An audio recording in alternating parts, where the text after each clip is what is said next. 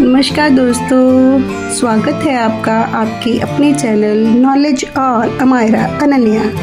आज हम बात करेंगे ध्रुव जी के रिश्तों के बारे में। ध्रुव जी से शुरू करके हम दक्ष जी तक इन रिश्तों की कड़ियों को समझेंगे। चलिए शुरू करते हैं। स्वयंभू मनु, प्रथम मनु जिनसे मानव जाति की उत्पत्ति मानी जाती है। उतानपाद, स्वयंभू मनु के पुत्र और ध्रुव जी के पिताजी। सुनीति, उतानपाद जी की पत्नी और ध्रुव जी की माता जी थी। इस वीडियो को भी देखें, इसमें सारी जानकारी डिटेल में बताई गई है। सुनीति के पुत्र जिन्होंने भगवान विष्णु की भक्ति के लिए तपस्या की और ध्रुव तारा बने। ध्रुव जी ने 2 विवाह किए थे और उन्हीं से उनके पुत्रों का जन्म हुआ था। ब्रह्मी प्रजापति शिशुमार की पुत्री से उत्पन्न पुत्र कल्प और वत्सर। ईला जो वायुपुत्री थी, ध्रुव जी की दूसरी पत्नी, उनसे उनको उत्कल नाम का पुत्र हुआ। कल्प और उत्कल दोनों ही प्रभु भक्ति में लीन रहने वाले थे, इसीलिए वत्सर का परिवार आगे चला। वत्सर का विवाह स्वरविधि से हुआ था। राजा ध्रुव के पुत्र वत्सर की 6 संतानें थी, जिनके नाम पुष्पाण, दिगमकेतु, ईश, ऊर्ज, बसु और जय थे। पुष्पाण जी की गृहस्थी के बारे में बताया गया है। 2 पत्नियां थी, एक प्रभा और दूसरी तोषा। प्रभा से इनको 3 पुत्र हुए, जिनके नाम प्रातः, मंध्यादिन और सायं। और दोषा, इनसे भी इनको 3 पुत्र हुए, व्युष्ट, निशीत और प्रदोष।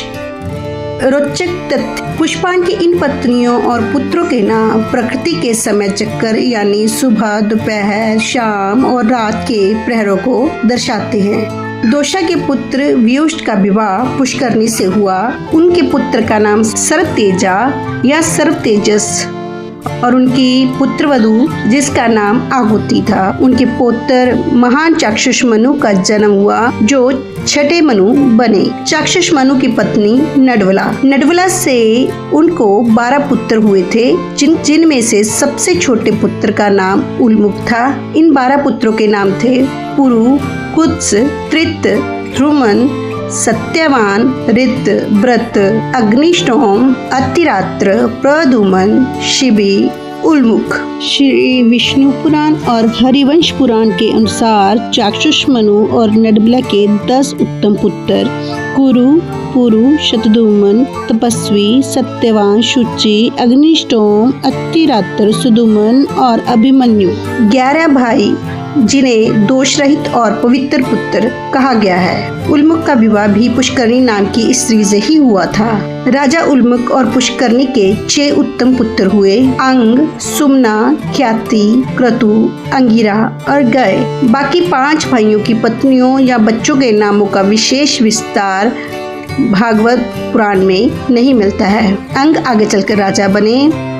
राजा अंग पुष्करनी के सबसे बड़े पुत्र। इनका विवाह मृत्यु की पुत्री सुनीता से हुआ था।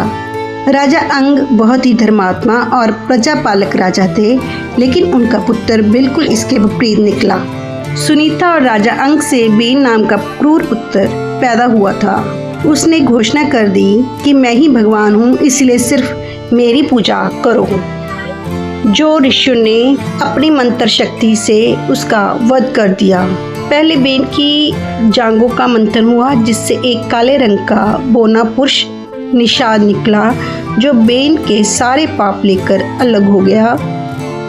इसके बाद ऋषियों ने बेन की भुजाओं का मंथन किया, जिसमें से एक परम तेजस्वी दिव्य जोड़ा प्रकट हुआ। पुरुष स्वयं भगवान विष्णु के अंश अवतार राजा पृथु थे। पत्नी उनके साथ प्रकट हुई माता लक्ष्मी जी का अवतार थी। इन्हीं के नाम पर इस धरती का नाम पृथ्वी पड़ा। राजा पृथु और महारानी अर्ची के 5 प्रतापी पुत्र हुए, जिन्होंने आगे चलकर साम्राज्य संभाला। राजा पृथु और अर्ची के 5 पुत्रों के नाम विजिताश, हर्यश, धूम्रकेश, ब्रिक और द्रविण हैं। विजिताश की पत्नी का नाम शिखंडिनी था। इनके 3 बहुत प्रतापी पुत्र हुए, पावक, पवमान और शुचि ये तीनों अग्निदेव के अवतार माने जाते हैं। इसके बाद इनकी दूसरी पत्नी नवस्वती से हविरदान नाम के पुत्र का जन्म हुआ, जिन्होंने आगे चलकर वंश बढ़ाया। हविरदान की पत्नी धीष्णा से 6 पुत्र हुए, जिनके नाम थे। हविरदान की पत्नी धीष्णा से उनको 6 पुत्र प्राप्त हुए, जिनके नाम प्राचीनवही, शुक्र, गय, कृष्ण, ब्रज, अजिन। प्राचीनवही इनका नाम इसलिए पड़ा क्योंकि इन्होंने पूरी पृथ्वी इतने यज्ञ किए कि यज्ञ से बिछाई जाने वाली कुशा घास का मुख हमेशा पूर्व दिशा की ओर रहता था और पूरी धरती उस घास से ढक गई थी। इन्होंने समुद्र देव की पुत्री शतद्रुति से विवाह किया। शतद्रुति इतनी सुंदर थी कि उन्हें देखकर साक्षात अग्निदेव भी मोहित हो गए थे। राजा प्राचीनवही और शतद्रुति के 10 पुत्र हुए।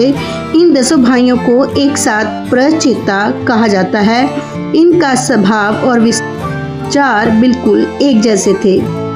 उन्होंने ऋषि कंडू और अप्सरा प्रमलोचा की पुत्री मारिशा से विवाह किया था। इन 10 प्रचेताओं और मारिशा के मिलन से दक्ष प्रजापति का पुनर्जन्म हुआ। यह वही दक्ष हैं जिन्होंने बाद में सृष्टि का बहुत बड़ा विस्तार किया।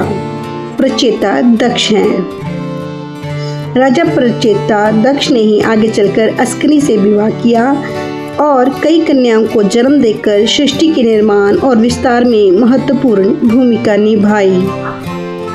कंडू ऋषि के पिता महर्षि कनक थे और सुनीता मृत्यु की पुत्री थी, जो अधर्म के वंशज थे।